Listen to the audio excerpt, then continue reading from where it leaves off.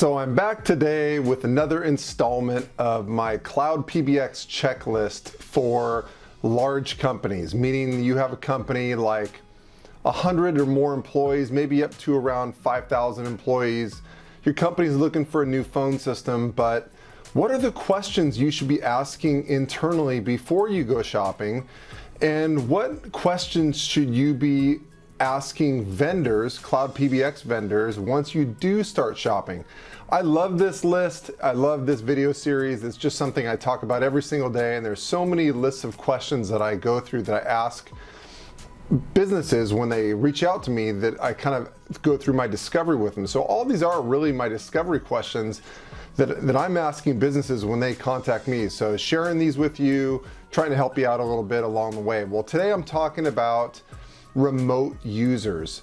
That's definitely something that a large company should take a look at, especially these days during and after the pandemic. A lot of companies have a lot more remote users than they ever have had. So that's what we're going to be touching on today. That's the subject of this video. But before I get too far into it, just a quick reminder, if you'd like a shortcut and you just want to know, hey, which Cloud PBX vendors should we be quoting? Which questions should we be asking for our specific needs? Don't research it. Yes, watch this video. That's great. Watch this series. That'll definitely help you out a little bit, but contact me. This is what I do. More information on that at the end of the video, but just wanted to touch on that quickly. Okay, so the first question when it comes to remote users that you should be asking yourself are, where are our remote users located?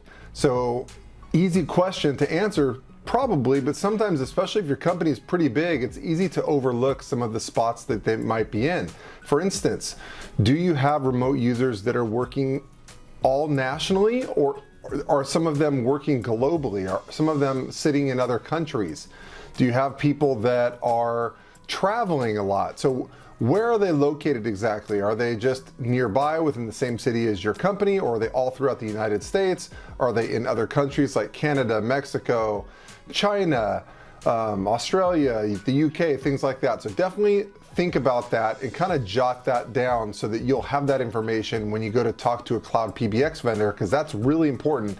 They may not ask you that question, so you need to volunteer that information up front. Another question that you should ask when it comes to remote users is, are they going to be mobile? Meaning that, are they just going to be walking around on a daily basis using their cell phone?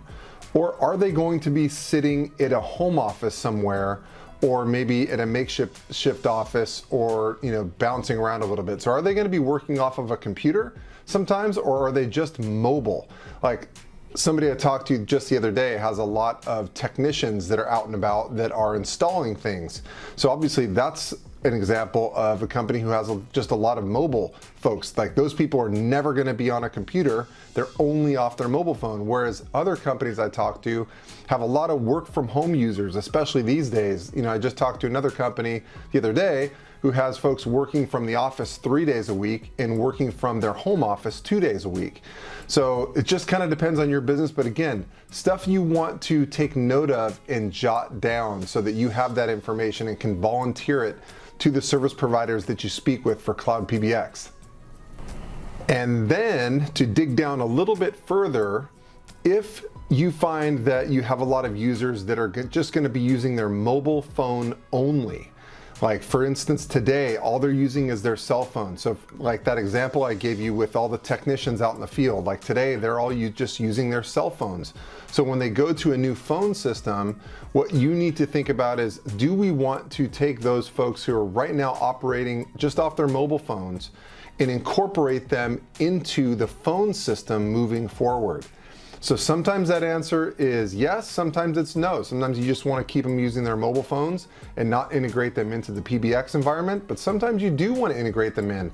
And the reasons why you might want to bring them into the PBX environment, some of the biggest reasons are, number one, it's easier to transfer calls to them. So if you're finding that a lot of calls are coming in and maybe you want to speak to a foreman out in the field or things like that, and the reception desk has to transfer calls to them, it's a lot easier to transfer a call to someone who's got a cloud PBX app on their mobile phone as opposed to just trying to transfer it to their cell phone, and it often goes to voicemail and things like that. So maybe you want that foreman to be able to see, hey, this is a call coming in from my office on our phone system as opposed to just somebody trying to call him on his cell phone. So that's maybe one thing. Another reason is maybe you want those people on their mobile phones to be able to send and receive text messages from the company's cloud PBX application. So they're using their company's phone number to send and receive text messages instead of their personal mobile phone number. So that's an advantage to some companies.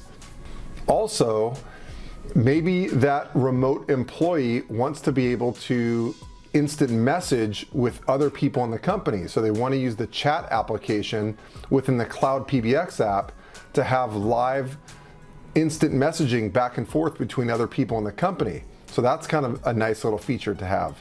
And lastly, sometimes folks who are on their mobile phone, maybe they want to be able to see other people in the company's presence. Like they want to have the ability to see who's on the phone right now.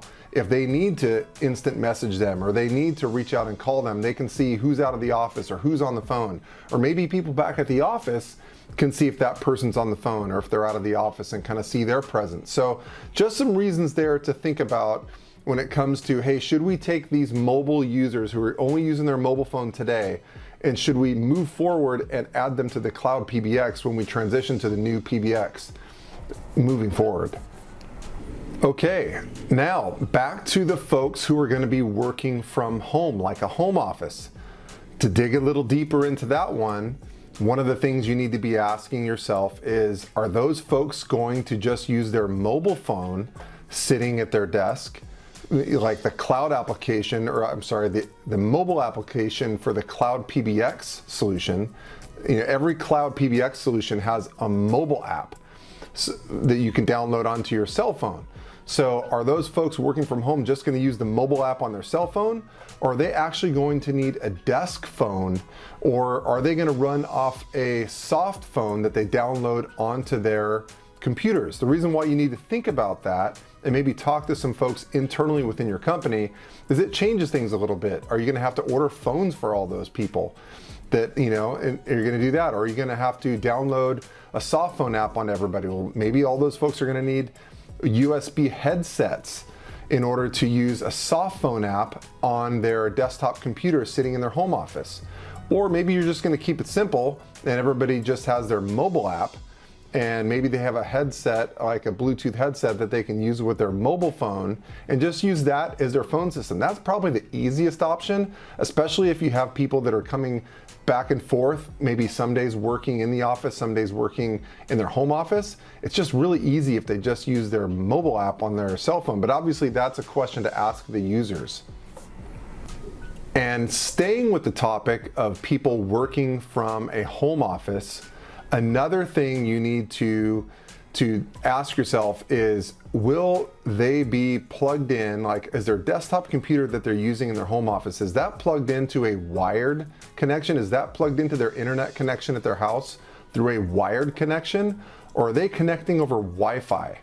So if they're connecting over Wi-Fi, now that takes the VoIP a little step further in terms of call quality, right? So if their desktop is connected on Wi-Fi and they're using their soft phone, or maybe they're tethering their desk phone to their desktop computer, which is connected to the internet over Wi-Fi, things like that, obviously that's going to degrade the call quality just a little bit, or introduce a chance of bad call quality. So as an IT team, you just need to kind of think about that and, okay, how are we going to train users on that, and how are we going to field technical service issues when users call in and say that their phone system isn't working.